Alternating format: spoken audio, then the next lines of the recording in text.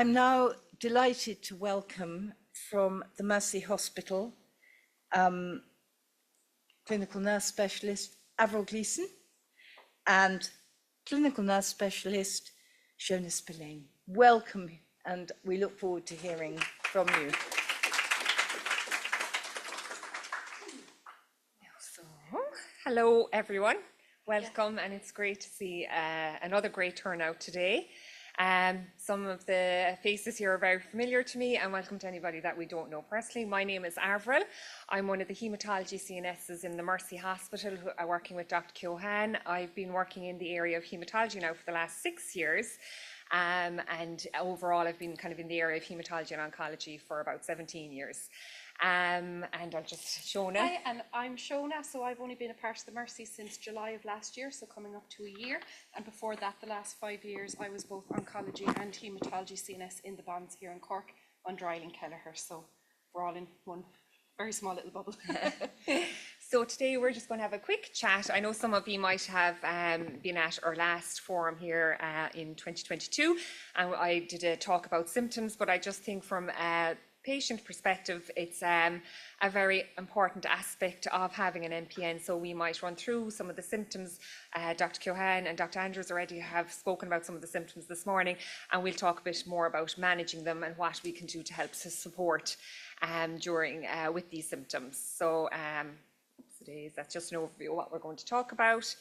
Now, so we have just put up some patient comments there, I suppose, just to kind of look at the different symptoms that people can experience with MPNs. So a lot of you in the room now will probably relate to some of these symptoms, the tiredness or the fatigue that you never recover from, and no matter how much sleep you get, you just don't seem to recover at all. You're just so tired, and a lot of this time that tiredness or fatigue can come on quite quickly, so it necessarily mightn't be preempted with tiredness leading up to fatigue, but it might be just quite a sudden fatigue crash. Like wearing concrete shoes up a flight of stairs is another description of that fatigue, or kind of treading through treacle is another description I've heard.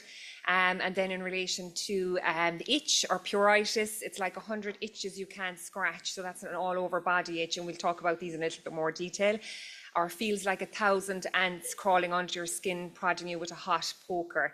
And then the last one, which I think is very good, looking well but feeling awful. So I suppose in relation to that last bubble there that said looking well, feeling awful, it's a good description, because I suppose MPN is a chronic disease, but it can often be silent and invisible. So it can be very hard, when you're looking so well, that you have all these symptoms going on underneath. Just there, MPNs are associated with substantial disease burden, often leading to reduced quality of life for many patients. And I suppose just this picture is a nice picture we picked. It says, which person has a chronic illness? So if you look at that picture, or likewise, if you look around the room today, I'm sure between patients or family members or partners who have come along today, you wouldn't be able to pick out who's a patient or who has an MPN and who doesn't, looking around the room today or similarly in that picture. So it's a good description of that. MPN diseases can be quite silent or invisible, and it is often very hard when you're looking so well but feeling awful. So it's very hard for people to be able to it can be hard at times to talk to family members about it, because you look at the person, they look fine, but often verbalizing the symptoms can be quite difficult. Now, so next, this is just, I suppose, a spider diagram of the 10 most clinically relevant symptoms associated with MPNs. So looking at them there, and I'm sure many of you here have experienced them at some stage or point of your disease. So there's bone pain, itching, night sweats, problems with concentration or brain fog, inactivity, abdominal discomfort, early satiety, which is, feeling full when you eat. You sit down to eat a meal, and after a couple of bites, you're full already. Fatigue, which we'll talk about a bit more, unintentional weight loss, and fever. Now, so I just put in this slide, I suppose, just as that there was a survey conducted in Ireland. It was actually at the 2019 MPN Voice that the survey questionnaire was handed out, and the study was then published in 2021. This was an Irish adaptation of the global MPN landmark survey, and it looked at the impact of living with an MPN in Ireland, as this was not previously evaluated in the Irish population. So I was involved in this along with my colleagues in Sligo, Tullamore and Dublin. And I suppose what we looked at were the symptoms, the emotional impact of MPNs, the disease it has on our daily lives, and the sources of patient support. So if looking at that graph, the very top, the very top one, fatigue is, I suppose, it really stands out there. So the most common symptoms experienced by patients at the time of the questionnaire completion were fatigue, which was 86%, which is huge, bone pain 43%, and pruritus 37%. 4% of patients did not experience any symptoms at diagnosis, and half of the patients had experienced symptoms for more than 2 years prior to diagnosis. And I suppose listening to John there earlier on, it was, you know, when he said he was being treated initially for his diabetes, but he didn't recognise the symptoms, and it was only about 2 years later where he's, you know, his GP started to look at his blood count, and then kind of, you know, looking back, he could relate the symptoms. So that's quite interesting there when you see that more than half patients have symptoms 2 years prior to diagnosis. And then another question was asked, when asked which symptoms they would most like to resolve, 65% named fatigue as the symptom they would like most to be resolved. So what is fatigue? And I suppose this is just a nice definition of what fatigue from the National Comprehensive Cancer Network. So it is persistent, subjective sense of tiredness related to cancer or cancer therapy that interferes with usual functioning. So it's one of the most, I suppose, unpleasant and distressing symptoms that patients do report to us. And it is very subjective, so it's everybody is individual. So your fatigue is very individualized to you. And it is one of the most definitely reported symptoms that we would hear in our clinics. Now, so just a little slide there about fatigue specifically, or we'll talk a little bit more, in depth now about fatigue in MPNs and how to manage it. So just the little bubble there is a nice little bubble, I think, because it just shows the different aspects to fatigue. So it's not just physical fatigue, there's the mental fatigue and the emotional fatigue that's involved. So it's a combination of all those. So it is quite a complex symptom, which is multifactorial. There is different levels of fatigue, and I'm sure you would feel that at different stages. And then I suppose when we're assessing fatigue, we need to look at the causes of fatigue. Is there something specific that's adding to the fatigue? So we look whether it's the disease itself. Is it a side effect of treatment of the disease for the disease? So, you know, it's kind of looking at whether it's the disease or is it the treatment. Has the treatment made the fatigue worse? And it's kind of exploring and talking about those. And I suppose, again, going back to what Dr. Andrew said earlier on, it's very important, you know, in clinic that you're able to voice these and come into clinic and have this discussion with us, you know. So we'll talk about it a bit more in a minute, but about documenting, you know, your fatigue levels, and then at least when you come to clinic, you know that you might have something very specific to talk about. So when you have it written down, you know, it kind of focuses your mind and also the clinician's mind on discussing that. Is there a change in blood counts that could be adding to the fatigue? And then I suppose lifestyle factors, you know, is your diet, you know, is it poor at the moment? Are you not exercising to some extent? Of course, you know, it can be very difficult to exercise when you're feeling fatigued. You can be unmotivated.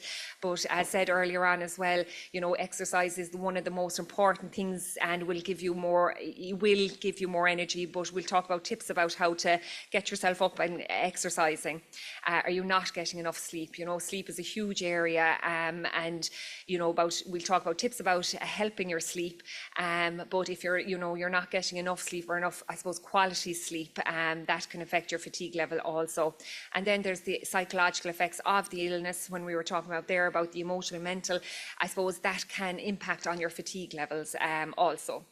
Now, Promise I wasn't just up here standing pretty. I did have some things to say. So basically, I'm just going to continue on with regards to fatigue, okay? Because as Avril alluded to, and so did Dr. Curran and Dr. Andrews, it's one of the main symptoms that we do see. So the one thing to remember, fatigue is invisible. So it's really important that we aim to try level out our energy levels and to prevent this boom bust pattern. And to put it in the most simple terms possible, our bodies are like banks, okay? What do we do with our bank? We put money in so that we can take money out so we don't become overdrawn. And our bodies and our energy levels work in the very same way. We have to rest in order to actually be able to exert ourselves, okay? So that's just a really nice analogy that we found. And it presents differently in everybody. So in the last slide, you saw the bubble. Some people don't have the physical element of their fatigue. It might be more emotional. So it's something that we have to look at together as a whole. It's unpredictable. You know, you could have 1 week on treatment, be absolutely great and think, wow, this is wonderful. And the next week you're coming to see us in clinic and things aren't as wonderful. So, you have to give yourself a bit of leeway as well. And it's not fully eased by rest. And I think that's hugely important. And then that's just a nice little image that Avril and I were looking at during the week that we thought was quite funny. You're not an early bird, you're not a night owl, you're just a permanently exhausted pigeon. So symptoms of fatigue. So again, to keep it really simple, stupid, you're not going to hop into your car and the petrol light's on red. Our bodies are the exact same. We need to fuel ourselves, okay? So as I said, it presents differently in everybody. Difficulty with concentration, that I think a lot of patients have experienced, brain fog, that dizziness, that lightheadedness, forgetfulness. I mean, we're all forgetful, but it's as Joe alluded to, it's the or John said, the you start a job and then all of a sudden you're going, what am I doing that for? Weakness, sleep disturbances, and I think that's very frustrating for patients. They're going to bed early because they're exhausted, and all of a sudden they're still staring at the ceiling at 2 o'clock in the morning, and it's trouble getting to sleep. Loss of sex drive, again, I think as Irish people as a whole, we kind of a taboo subject. I think it's very important to discuss that with your clinician. Being overly emotional, feeling sad, easily triggered, upset easily, or lack of social interaction, or even isolating yourself is also something that can happen. So how do we cope? Okay, so when you present to us in clinic, the first thing we need to ask yourself, what is your chosen rest? Is it a true rest that is going to positively impact you? Someone might say, oh, I am resting, I'm going to bed and I'm scrolling on my phone for 2 hours and then I go to sleep. That is not effective rest. Okay, so there's loads of different ways you can rest, and here's just a few examples. It could be grounding. It's very simple. I know it's a bit wacky, but I find it very good. Literally going out into your garden in your bare feet, just grounding yourself into the ground. I think it's very therapeutic. Breathing exercises, body scanning when you get into bed at night time, closing your eyes and just going head to toe. What do you feel?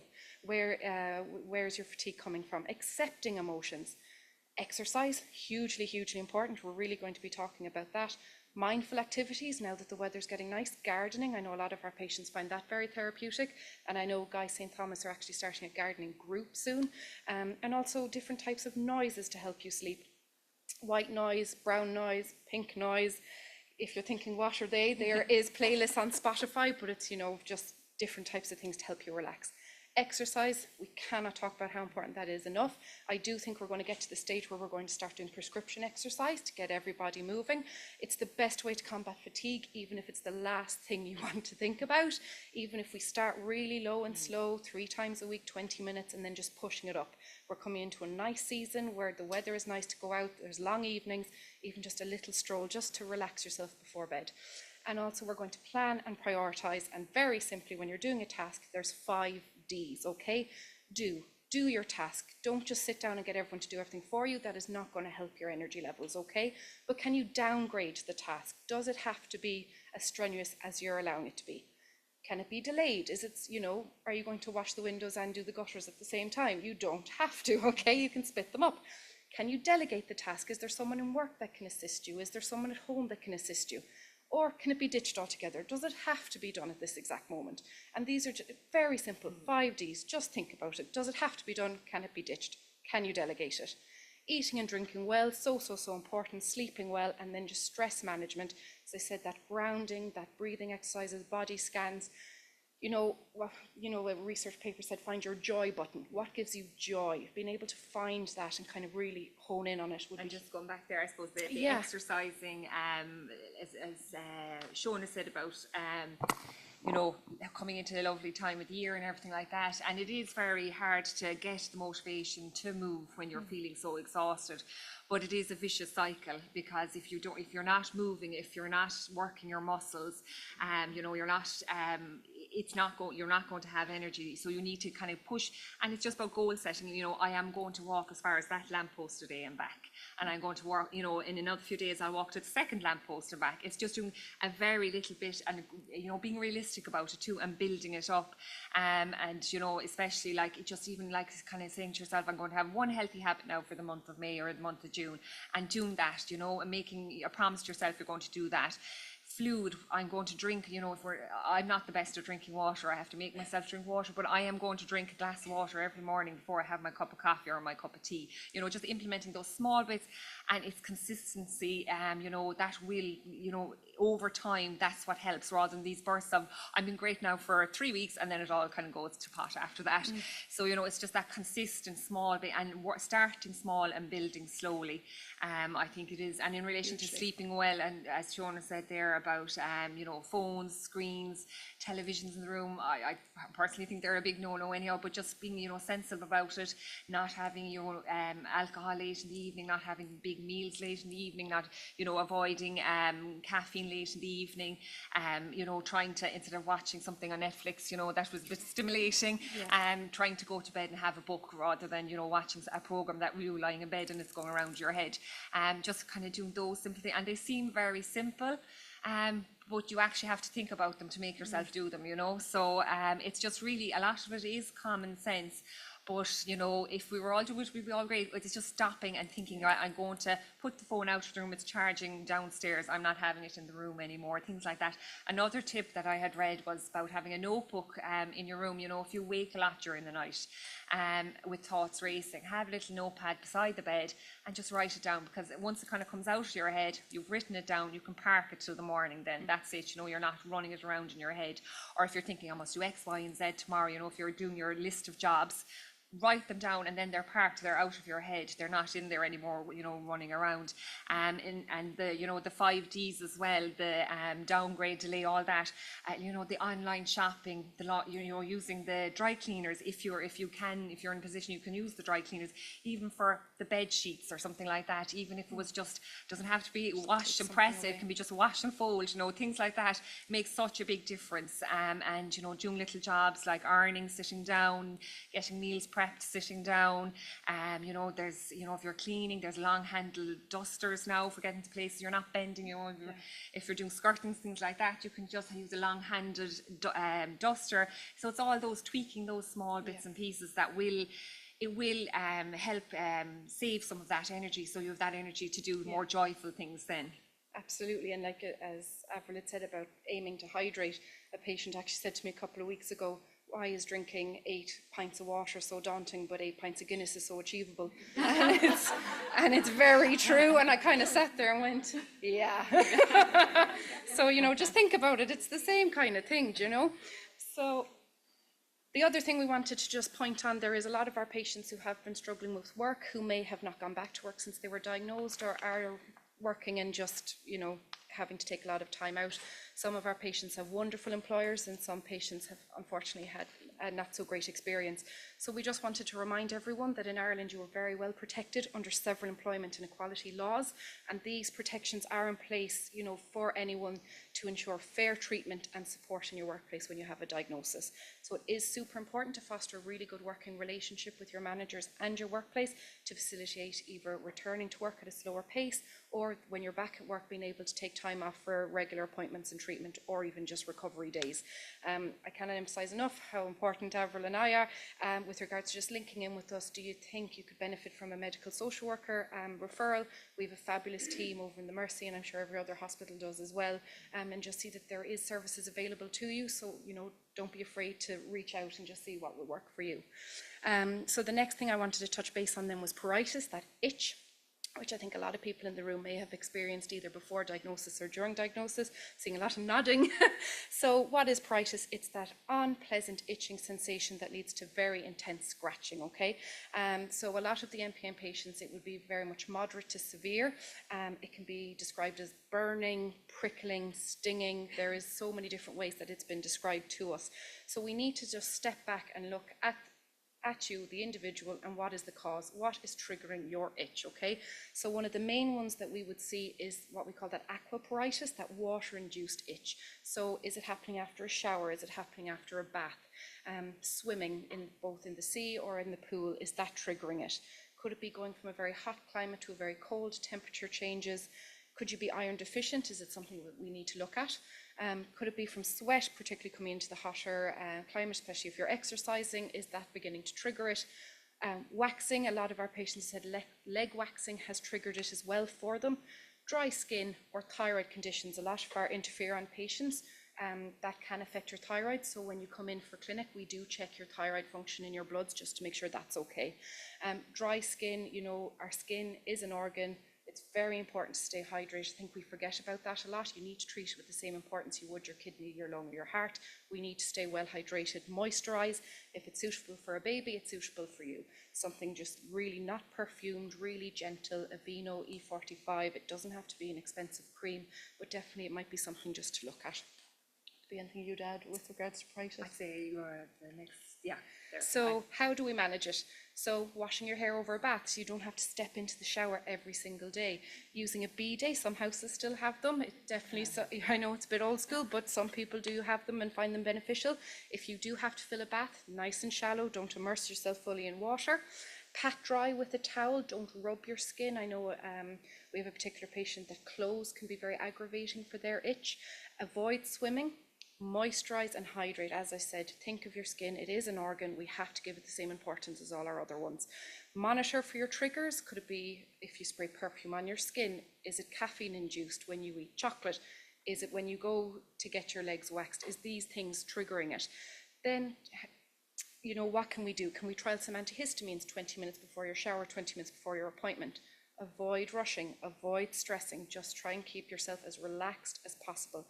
Certain fabrics, your bed linen, a nice light cotton can help, and also keeping your room temperature nice and ambient, not too hot, not too cold, so that it doesn't trigger your skin. Just going back to some of the tips there as well, a patient only just during the week told me that she, after her shower, even though her itch is very much controlled now, but she nearly has the fear of it coming back, because when before she was diagnosed, she used to get up at 2 o'clock in the morning because the itch was so bad and walk around her neighbourhood with her husband just to cool herself down, because the itch, she said she thought she was, like, people actually thought she was losing her mind.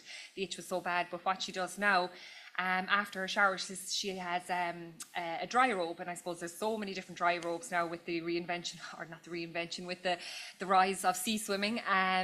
So she sits in a dry robe and just leaves herself dry with the dry robe. Rather than, she's just afraid if she goes patting or anything, she's afraid of the itch coming back as well.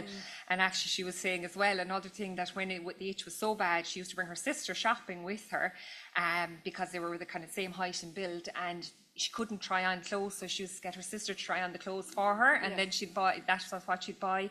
And just in relation to the moisturiser, another tip I read was just putting it into the fridge to keep it nice and cool, or kind of a menthol based moisturiser, so that when you put it on, it's nice and cool and or cooling to the skin.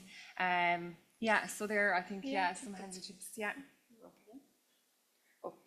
No, I'm not, I'm still me.